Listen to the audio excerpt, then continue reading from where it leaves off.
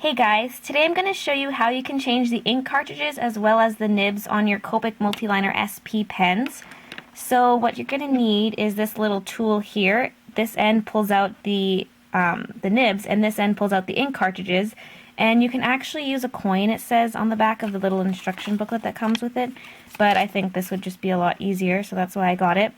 So you take this end with the big groove here, and then you put it into this groove on the end of your multiliner, and then it recommends pushing up with your thumb just so it doesn't shoot out.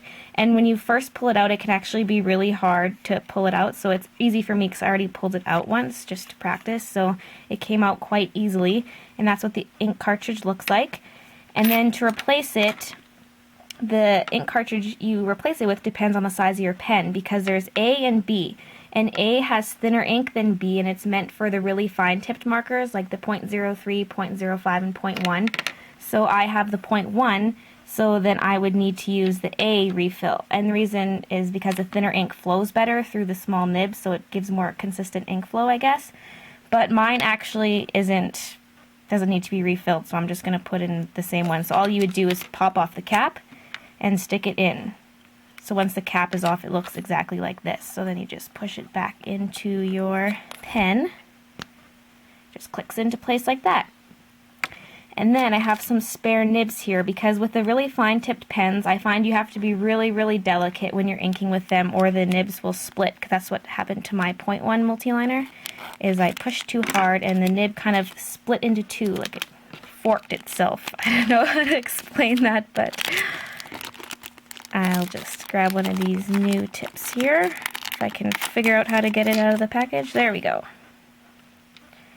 So pull off my lid, and then this time I use the small groove, and then there's a little groove right there. It just hooks under, if you can see that.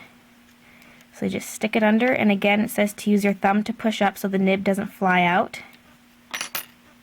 Pulls out like that. And then I grab my new tip, and then just be really gentle and push it in.